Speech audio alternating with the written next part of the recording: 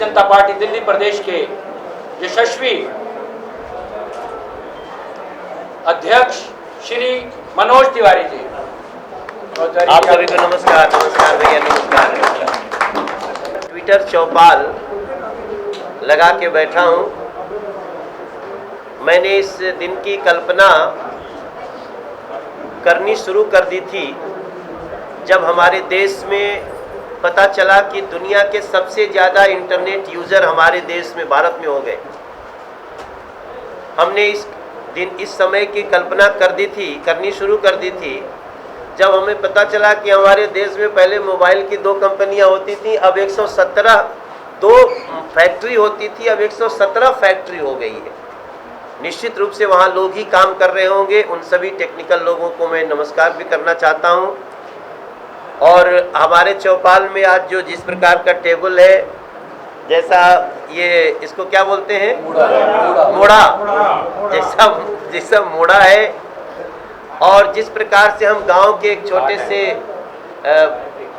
चौपाल में बैठे हैं, ये सब कुछ हमें चौपाल के साथ साथ 2019 की याद दिला रहा है। नरेंद्र मोदी के नेतृत्व में जो भारत चल रहा है, ट्विटर चौपाल लगा के बैठा हूँ और मेरे गांव में भी लोग मुझे सुन रहे हैं। मैं थोड़ी देर पहले एक चैनल पे लाइव भी था, सबको बात कर रहा था, लेकिन हम एक छोटे से गांव में बैठ कर के भी, अपनी लोकसभा में ही बैठा हूँ। ये उत्तर पूर्वी दिल्ली लोकसभा का बुराड़ी क्षेत्र है, बुराड़ी गांव में बैठा हूँ। और हमारे साथ यहाँ पे बहुत सारे जो ट्विटर योद्धा बैठे हैं, अपने अपने ट्विटर पे हमको बात कर रहे हैं। एक बार उनको भी ज़रूर दिखा देंगे आप। और इसके साथ साथ देश भर में जो लोग भी इस समय हमें सुन रहे हैं, अभी थोड़ी देर पहले जैसे चर्चा हो रही थी, हम थे, रवि किशन जी थे और दिनेश लाल यादव। ये दिनेश लाल यादव का भारतीय जनता पार्टी ज्वाइन करना छोटी घटना नहीं है साथियों, क्योंकि अभी तक लोग ये समझते, लोग कलाकारों को भी लोग कास्ट और कम्युनिटी से बांटते थे। और उत्तर प्रदेश के गाजीपुर का रहने वाला है दिनेश लाल यादव, छोटा भाई है मेरा। अब आज मैं छोटा भाई कहते समय और भी गर्व महसूस कर रहा हूँ, क्योंकि वो इस समय सुपरस्टार है भोजपुरी सिनेमा का, इंटरनेट पे। लेकिन उसने भी नरेंद्र मोदी के कार्यों से प्रभावित होकर के बीजेपी ज्वाइन किया। तो अभी हम लोग लाइव थे, बातें कर रहे थे, तो मुझे, जैसे कई बार हम चर्चा करते हैं ना कि भाई अगर आप सच में दिल से डेवलपमेंट करते हैं तो ये जातिगत राजनीति का समापन हो सकता है। बहुत लोग गठबंधन कर लेते हैं, जैसे यूपी के गठबंधन की चर्चा ज़्यादा है, क्योंकि लोगों ने सोचा ही नहीं था कि सपा और बसपा भी एक हो सकती है। क्योंकि दोनों जो जातियां हैं, दोनों जो नेता हैं, वो अपने कास्ट के नाम पे राजनीति करने की प्रारंभ किए थे।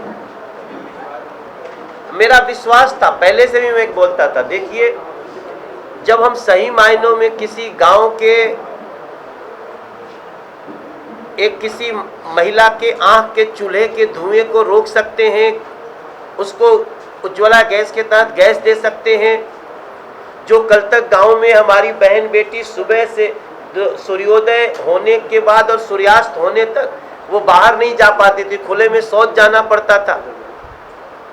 और ये तो नेचुरल प्रक्रिया है। अगर किसी को ये प्रक्रिया, नेचुरल प्रक्रिया आई, तो गांव में शौचालय के बिना बहनें, दुल्हन, कन्या, ये सब दिन भर कैसे दबा के रहती थीं और उसके कारण कितने रोग होते थे। वैसे लोगों को शौचालय देना शुरू कर दिया। और ये नंबर क्या है आपको पता है ना, करीब 6.5 करोड़ घरों में हमने, नहीं 6.5 करोड़ घरों में तो हमने उज्ज्वला गैस पहुंचाई है। लगभग 9.5 करोड़ घरों में हमने शौचालय बनवाए। ऐसा करने के बाद क्या आदमी पिघलता नहीं है? क्यों नहीं पिघलेगा? हमने जब कहा सबका साथ सबका विकास, तो हम किसी भी चौपाल पे बैठ कर के आज बातें सुनते हैं इस देश में कास्ट लाइन टूटना शुरू हो रहा है सर। मैं ही वो व्यक्ति हूँ जिसने, प्रज्ञा जी आपको ही बताऊंगा सब लोग को, कि मैंने आज के 9 साल पहले गाना गाया था, क्योंकि हमारे गांव में एक मास्टर जी थे, उनकी हत्या हो गई थी और बाद में उनके डेड बॉडी ढूंढा गया तो नहर के किनारे मिला खेत में। उनकी हत्या सिर्फ कास्ट के नाम पे हुई थी, कास्ट वार में। तो मैंने एक गाना लिखा था 9 साल पहले। क्या गाना था? कि जात पात के जहर फैलल, उजड़ल जाता अपन बाग हो, कोशिश के कोई नहीं खेरो कर, दहकल जाता कैसन आग हो।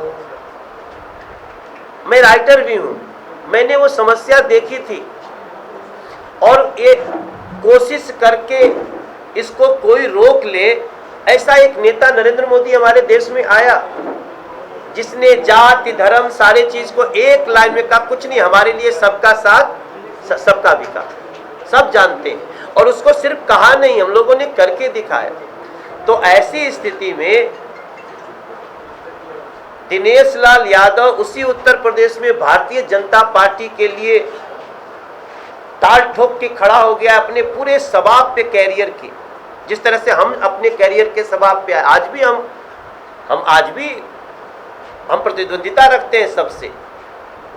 हम पूरा उनको सबको, जितने हमारे लोग हैं, रवि किशन है, दिनेश है, पवन है, खेसारी है, सबको हम लोग कहते हैं देखो हम भी हैं, गाना गाते हैं, सिनेमा भले छोड़ा है।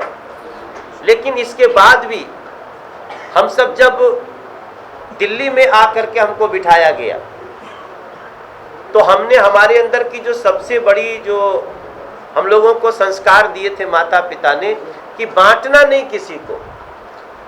आज हम लोग दिल्ली में भी, मेरा दावा है कि आप कहीं जाके किसी से पूछ लीजिए मनोज तिवारी के बारे में, कोई ये नहीं कहेगा मनोज तिवारी ने कास्ट के नाम पे बांटा, या मनोज तिवारी ने रीजन के नाम पे बांटा, या मनोज तिवारी सिर्फ कुछ ही लोगों का ख्याल रखता है। ये संस्कार ही हमको नहीं दिया। आज दिल्ली में हम लोग दिल्ली के जिस इलाके में बैठे हैं वहां से मैं आपको बता सकता हूं, जैसे आपने 2-3 बातें सुनी होंगी, मैं थोड़ा सा बोल लूं फिर आप लोग सवाल करिएगा, ठीक है ना? चलेगा ना? कुछ सवाल इंटरनेट पे भी आए हैं जो मनोज तिवारी की चौपाल के हैशटैग को करके हमें 1700 सवाल मिले हैं, उसमें से काफी सवाल एक लाइन और बोल देता हूं फिर सवाल लेता हूं।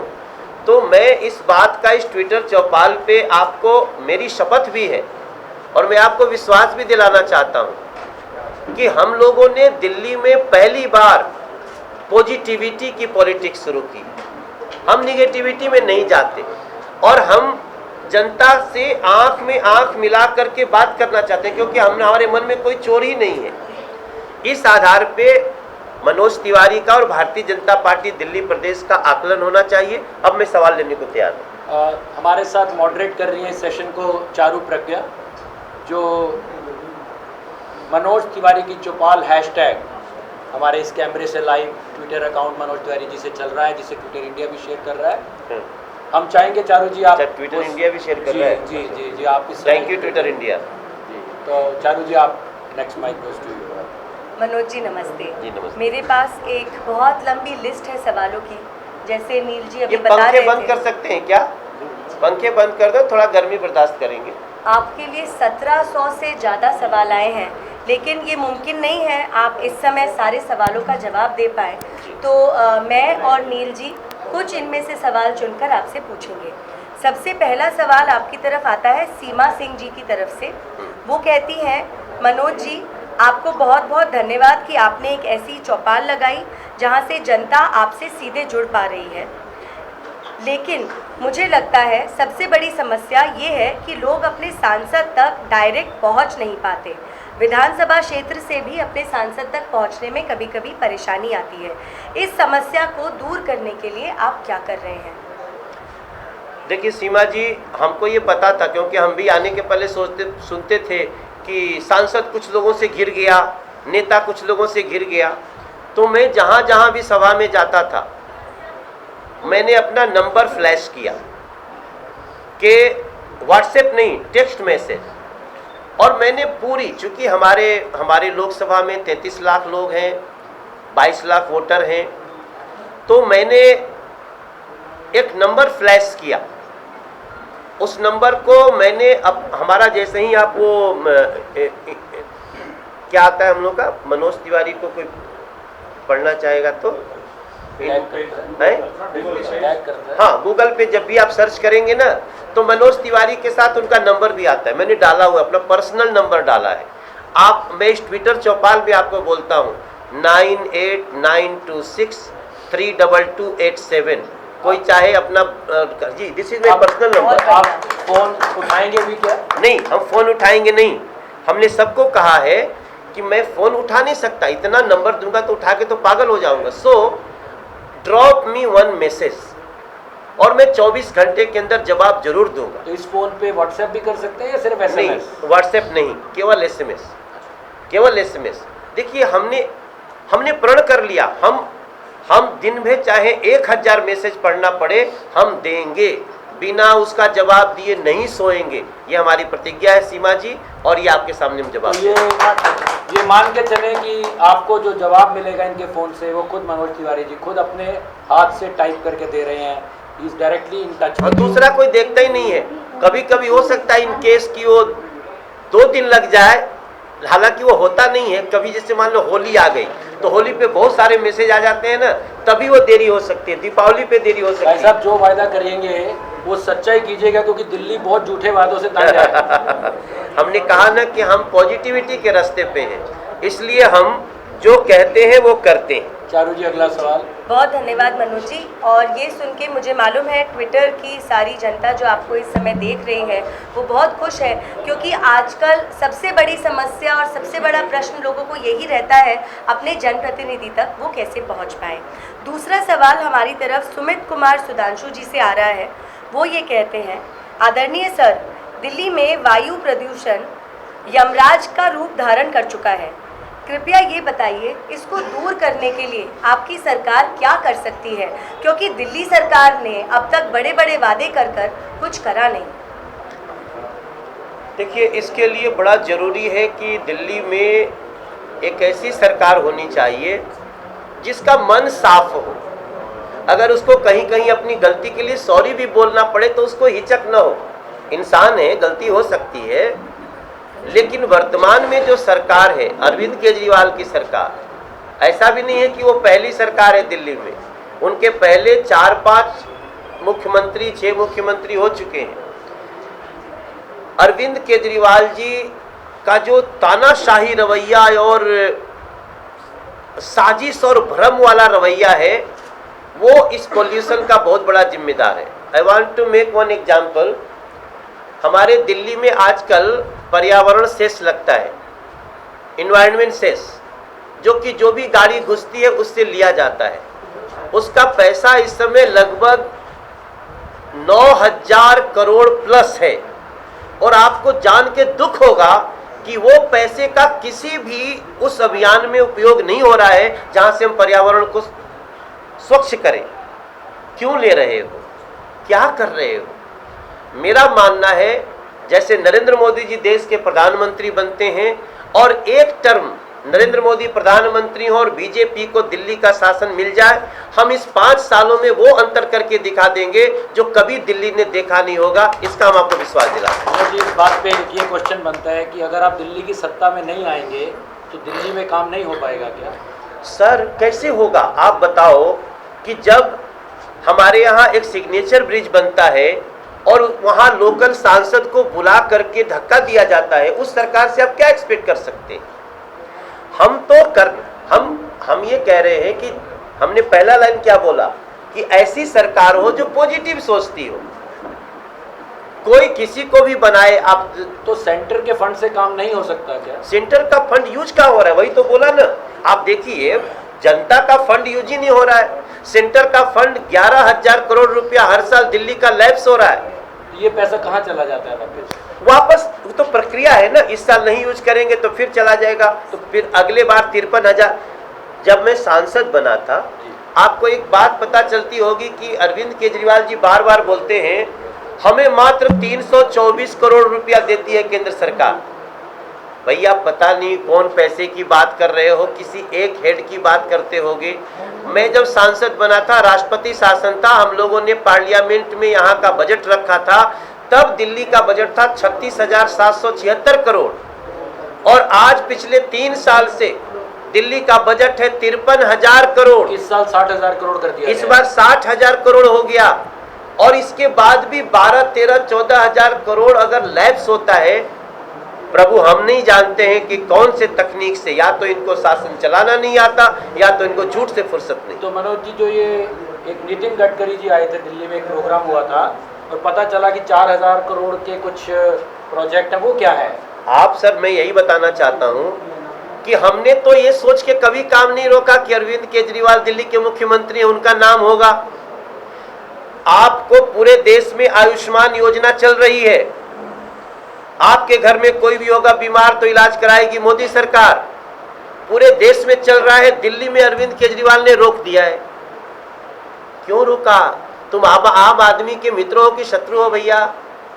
गरीब आरक्षण जो 8 लाख से कम, अभी 10% जो हम लोगों ने किया, पूरे देश में लागू है, दिल्ली में रोक दिया गया है। फिर भी हमने अभी 709 भी elevated road, Akshardham, Geeta colony, Shastri park, Khajuri, Karawal Nagar, Tronica, Baghpat, Shamli, Saharanpur, हमने वो रोड बना दिया। वो जीवन में आज जिससे पूछिए उसको लगता है कि वाह क्या हो गया। हम यहाँ जहाँ बैठे, यहाँ से बागपत जाने में हमको इस समय लगेगा कम से कम 4.5 घंटे। हम आज के 14 महीने बाद यहाँ से भेजेंगे, 1.25 घंटे में लोगों को बागपत भेजेंगे। हमने वो काम किया। हमने कहा किसी को कहा कि आप अरविंद केजरीवाल को रोको या उनके कारण नहीं कर रहे हैं। और यही नहीं, periphery road, Dwarka express, Badarpur express, NH24, हम सर 15-15, 18-18 महीने में काम करके दे रहे हैं।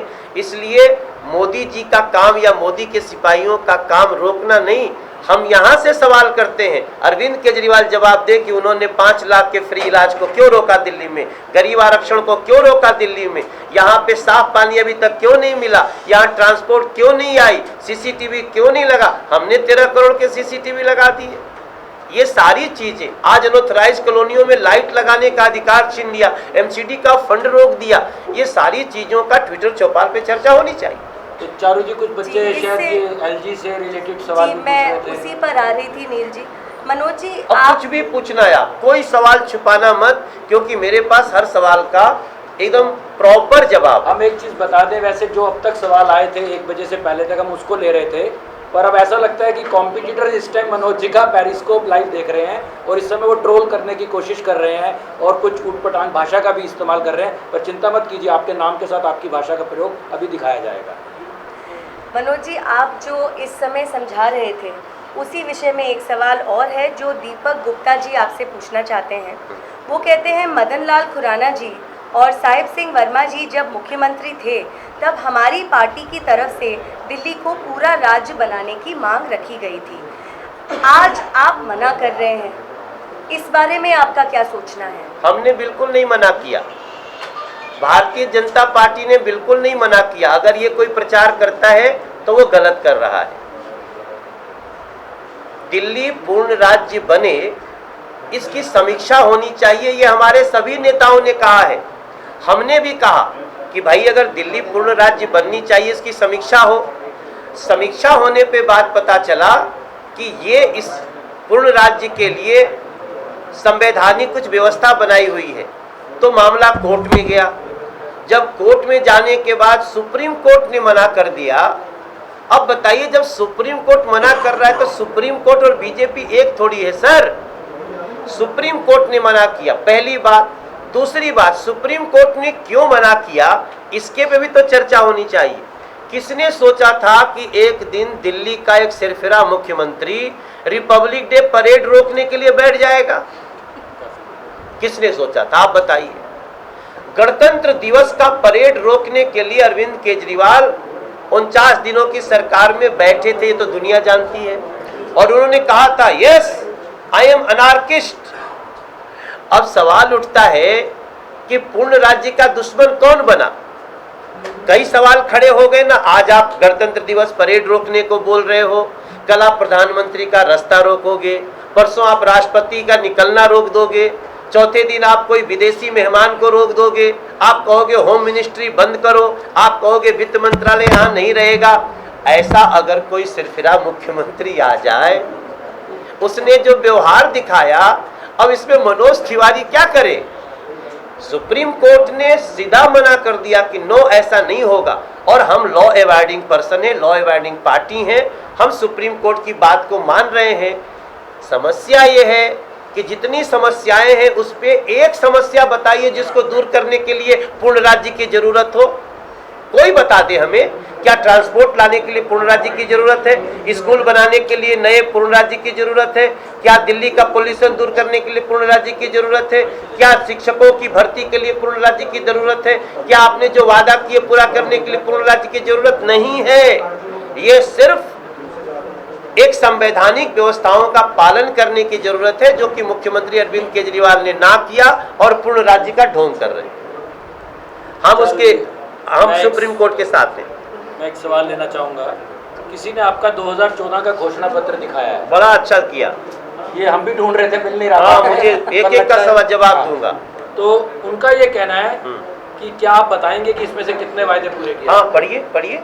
इनका लिखा है, क्षेत्र में सड़कों व चौराहों पर ट्रैफिक जाम से निजात मिलेगा। हाँ, एक मिनट।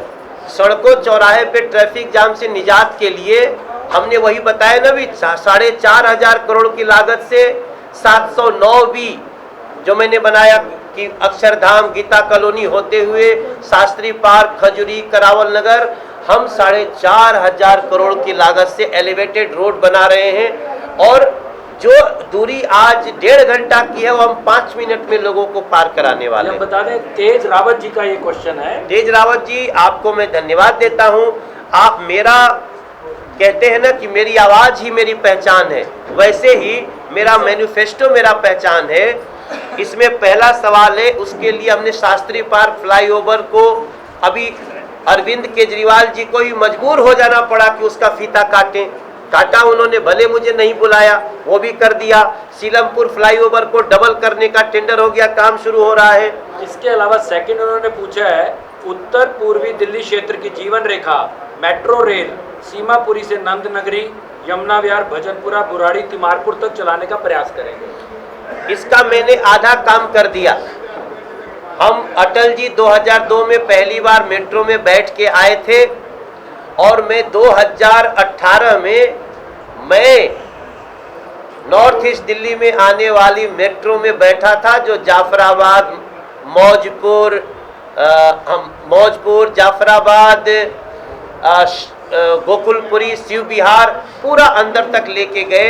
मैंने अपना 50% काम पूरा कर दिया है और चौथे फेज का काम भी शुरू हो गया। ये अगला बहुत इंटरेस्टिंग है, ध्यान से सुनिएगा जी। ये मैनिफेस्टो मैंने जो वादा किया था। अगला घोषणा पत्र मनोज तिवारी जी ने जो 2014 में दिया, उसको सुन के हंसिएगा नहीं, वो काफी रोमांचक भी हो सकता है आपके लिए।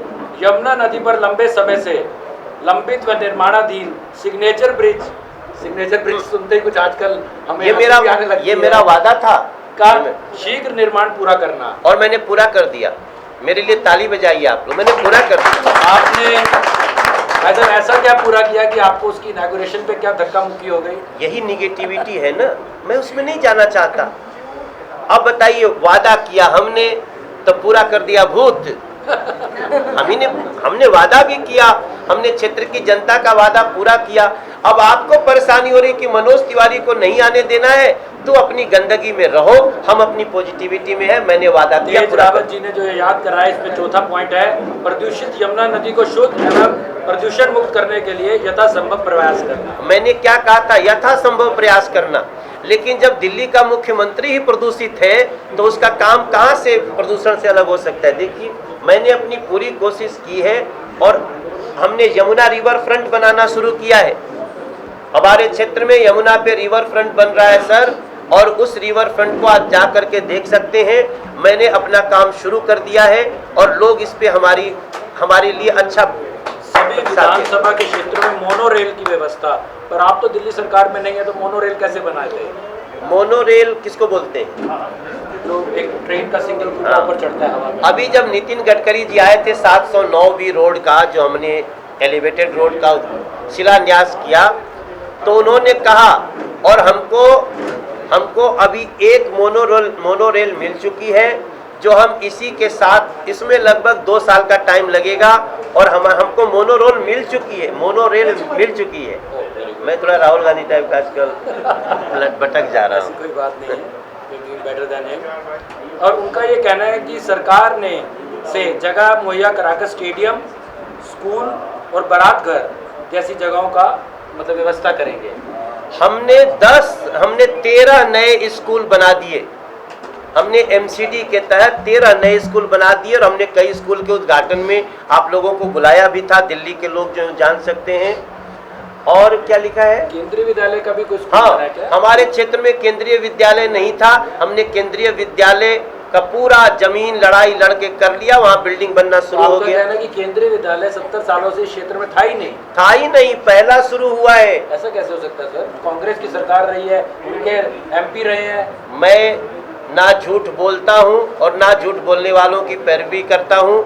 मैं आपको ईमानदारी से बता रहा हूँ, मेरी लोकसभा में एक भी नहीं था, हमने एक बना दिया, और जहाँ बुराड़ी में बैठा हूँ वहाँ 2 केंद्रीय विद्यालय की प्रस्तावना पास करा दिया। बहुत बढ़िया। राजीव गांधी सुपर स्पेशलिटी अस्पताल ताहिरपुर को शीघ्र शुरू करवाएंगे। शुरू करवा दिया। क्या बात कर रहे हैं? अरे वो तो पहले साल में शुरू करा दिया। Rajiv Gandhi super speciality hospital था, उसका नाम देखिए, उसका नाम भी राजीव गांधी।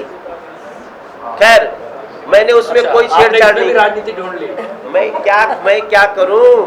मैं तो चाहता था उसका नाम सरदार वल्लभ भाई पटेल हो, मैं तो चाहता उसका नाम मौलाना अबुल कलाम आजाद हो, नहीं बनाया। लेकिन फिर भी आप जाके देखिए, ये तो मैंने फर्स्ट ईयर में ही कर दिया था। तो ट्विटर के दोस्तों, इस घोषणा पत्र से तो लगता है कि सारे काम हुए, तो ऐसे सांसद से तो उम्मीद करनी चाहिए बड़ा घोषणा पत्र दें। हाँ, क्योंकि आप तो अगर कैपेबल हैं करने के, तो आपको ज्यादा करना चाहिए था।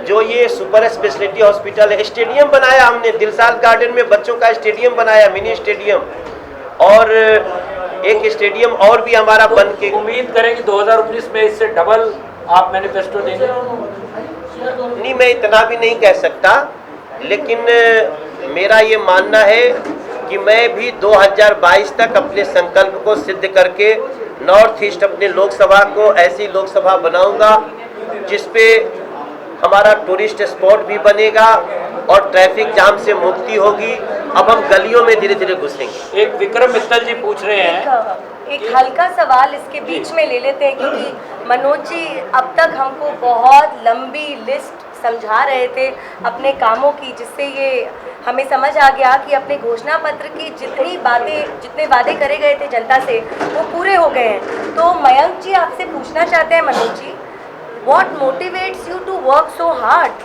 How many hours do you sleep? And when you get tired, how do you rejuvenate yourself? जब आप इतना काम करते हैं तो आप आराम कैसे करते हैं? मैं आज आपसे सच बताना चाहता हूं कि मैं 2014 में सिर्फ और सिर्फ नरेंद्र मोदी को पीएम बनाने के लिए आया था, और मैं ये सोच के आया था कि वो प्रधानमंत्री बन जाएंगे तो हम फिर अपने सिनेमा में वापस लौट जाएंगे। लेकिन जिस दिन नरेंद्र मोदी जी संसद की सीढ़ियों पे मत्था पटक दिए, वो मेरे लिए बहुत इमोशनल पॉइंट था। उस दिन मनोज तिवारी बदल गया, और वही प्रेरणा है हमारी, जो मैं इतना हार्ड वर्क कर रहा हूँ। मुझे भी पता है मेरा स्वास्थ्य खराब हो रहा है, मैं दुबला हो रहा हूँ, मुझे बहुत सारे समय नहीं मिल पाए, समय से खाना नहीं खा पाया, समय से सो नहीं पाया, लेकिन मुझे प्राउड है कि मेरे ज़िंदगी का बहुत अच्छा सदुपयोग हो रहा है। जब सब बहुत परेशान होता हूँ तो हारमोनियम निकाल के बैठ जाता हूँ, फ्रेश हो लेता हूँ। मनोज जी, इसका मतलब अगर हम ये कहें कि मोदी जी कहते हैं ना खाऊंगा ना खाने दूंगा, तो आपने क्या सोच लिया कि ना सोऊंगा ना सोने दूंगा? नहीं, मैं सोऊंगा भले नहीं, लेकिन सबको चैन से सोने सुलाऊंगा। तो और मनोज हमारा एक प्रण है। मैं पूरी दिल्ली बीजेपी का अध्यक्ष हूँ। हमारी त्रुटि तभी तक हो सकती है जब तक हमको इन्फॉर्मेशन न हो। अगर मेरे संज्ञान में कोई बात लाई गई मैं पक्का न्याय करूंगा और सामने वाले को संतुष्ट करके रहूंगा, ये मेरा विश्वास है। क्या तो नहीं लगाया, सुई भी नहीं लगाया, सुई भी नहीं लगा, हाँ, पोलियो का टीका भी नहीं लगा। नहीं, उधार कहीं जाते हैं तो झाड़ू वाला सबको धक्के, राशन कार्ड भी बंद कर दिया। अनिल त्यागी पूरा काम कर रहा मेरे गांव का। सुनो, मिले तो दीपक त्यागी को, गांव के बच्चों को बीजेपी में टिकट मिले, है ना। और मैं गरीब हूँ, ना मैं किसी के खाती हूँ ना पीती हूँ, ना मुझे किसी के पैसे की लालच है। मुझे गांव के बच्चों को बीजेपी में टिकट मिलना चाहिए, क्यों गांव के लोग हम बाहर से तो आपको लगता है बीजेपी जीत जाएगी? हाँ, जीत जाएगी। क्यों? बीजेपी गांव में लेटरिन बनाया है, मकान बनाया है, गरीबों को पूरा साथ दिया है। आवाज भी हमें, हम गरीब हैं, हम किराए पे रहती हूँ। आपका नाम क्या है? शीला। आपके साथ में अनिल त्यागी है, पूरा काम करवा रहा है। आज आपका झाड़ू वाला कहता मैंने करवाया। अनिल त्यागी बेचारा नहाता है या कुछ भी, कोई भी चला जाता, काम पूरा करवा रहा है। मैं समझ गया। हम अनिल बाबू जी के कुछ न खाते न पीते, और मिले तो दीपक त्यागी को गाँव में बीजेपी की टिकट मिले। अच्छा बहन जी, अच्छा।